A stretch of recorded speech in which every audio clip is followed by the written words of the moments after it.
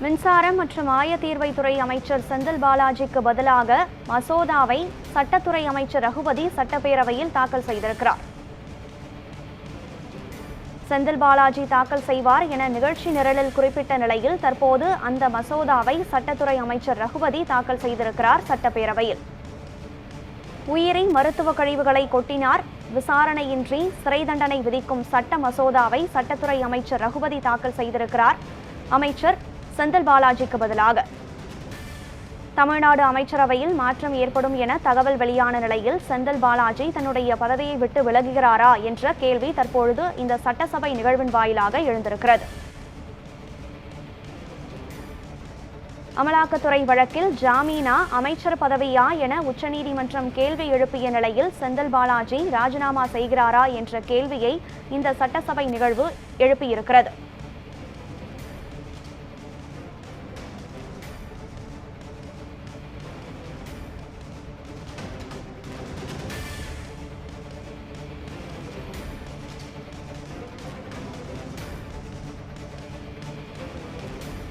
அமைச்சரவையில் மாற்றம் ஏற்பட வாய்ப்பிருப்பதாக தகவல் வெளியான நிலையில் தற்போது மின்சாரம் மற்றும் ஆயத்தீர்வைத்துறை அமைச்சர் செந்தில் பாலாஜி தாக்கல் செய்யவிருந்த மசோதாவை சட்டத்துறை அமைச்சர் ரகுபதி சட்டப்பேரவையில் தாக்கல் செய்திருக்கிறார்.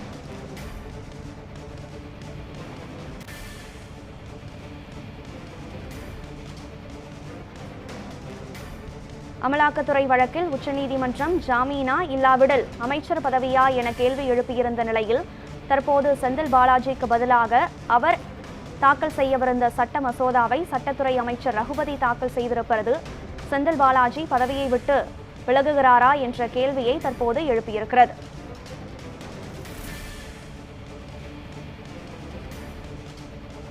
இதுகுறித்த கருத்துக்களை நம்முடன் பகிர்ந்து கொள்வதற்காக மூத்த பத்திரிகையாளர் தராசு ஷாம் இணைந்திருக்கிறார். வணக்கம் சார், சொல்லுங்கள், இந்த சட்டசபை நிகழ்வை நாம் எப்படி பார்க்கலாம்? அமைச்சரவை மாற்றத்திற்கான ஒரு முன் நிரலாக இதை நாம் எடுத்துக்கொள்ளலாமா? அமைச்சரவை மாற்றத்திற்கான முன்னறிவிப்பாக எடுத்துக்கொள்ளலாம். காரணம் என்னவென்றால் திங்கட்கிழமை அனைவருக்கும் தெரிந்தபடி இந்த வாய்தா வருகிறது. ஏதாவது ஒரு பதில் சொல்ல வேண்டும். அரசுக்கு ஒரு தர்ம சங்கடம் இருக்கிறது, ஒரு பின்னடைவு இருக்கிறது.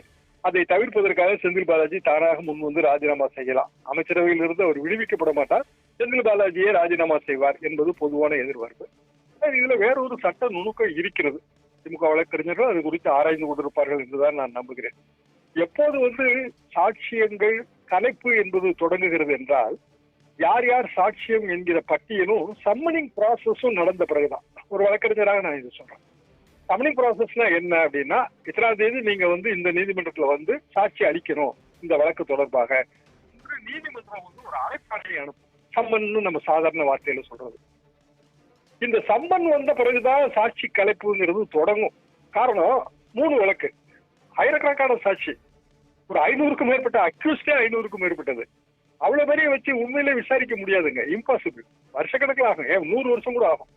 அப்போ கடைசியில என்ன ஆகும் அப்படின்னா, நிறைய சாட்சியங்களை வேண்டான்னு முடிவு பண்ணுவாங்க. எங்களுக்கு இதோட போதும், 30 சாட்சி விசாரிச்சா போதும், 20 அக்யூஸ்ட் விசாரிச்சா போதும்னு முடிவு பண்ணுவாங்க. அது அடுத்த ப்ராசஸ்.